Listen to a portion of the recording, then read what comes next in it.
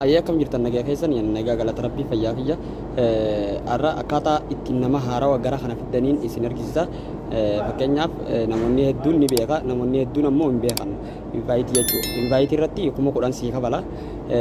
Namni san yoo ji'a kana keessa torbee kana keessa haalaan fayyadame namni silaa isinaaf heertan san haalaan laayifii torbee kana keessa seeraan yoo fayyadame hanga 20 isinii kan nu danda'a. Jalqaba irratti pooyintii fi kooyina keessan bira deemtaniiti akkanatti invaayitii tuytan. Invaayitii jechuun kun ola riiwordii jala jechuudha. Kan riiwordii jalaa kana gadi tuytanii akkanatti gizee gadi tuytan maqaan invaayitiin isiniif dhufaa jechuudha. Invaayitii kana yeroo tuytan namoota afeertan akkanatti tarreedhaan isinii kaaya 20 akkanatti isinii kannaa jechuudha. Fakkeenyaaf torbee kana keessa jechuudha nama sadiin afeere nama sadiin keessa ani jechuudha nama sadiin keessa namni tokkos nama tokkorraa 20 manaa kannee namni tokkichi seeraan waan fayyadamee jiruuf jechuudha.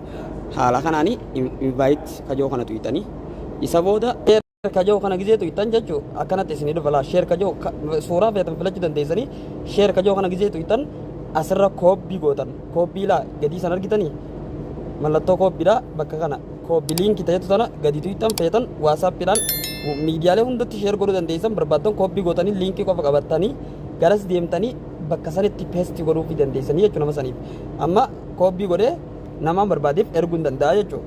Yeroo san eessaayin argadhaa waan inni kan dhugan 20 kana eessaayin argadha yoo jettan bakki kun riisiif siin jettila. Riisiifiin kun mallattoo maali isin argisiisala?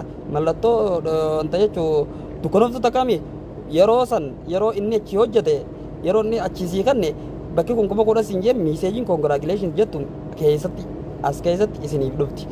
Jechuun miseejiin as keessatti isiniif dhufti yeroo wanta jettan jechuudha yeroo isinii kanne haala kanaanii miseejii kana takattaltanii bakka isin jirtutti riisiivii godhattanii 10,000 asirra fudhattan namni san seeraan yoo fayyadame haala kanaanii invite gootanii warra argattanii jechuudha. Jalqaba irratti namni san seeraan fayyadamuu qaba.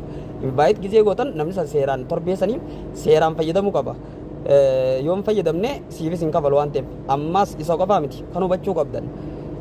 Namni san feemeel malee meel godhee bannaan hin kafaluuf.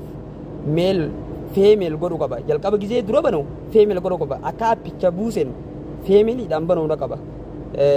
Jechuun meel yoo godhe meeliin asirratti appii kanarratti kafaltii nuu kafalaan jiru. Amma kiyya kun feemeeliidha dhiira. Akka wanti guddaan waan irra cufamee jiruufin kanaan fayyadamu jira. Riiwordii isaa keessa yoon seenee isin argisiise kunoo haala kanaan waa tokko naa kannaan jiru jechuudha. Teessoo 200 naa kannaa. Isa bakka waanuma biraatiif itti fayyadaman akkasuma ammas invaayitii irratti yoo as seentan wanni kun goota jettu tun riisiif siin jetti yeroo achi siinii kanne jechuudha.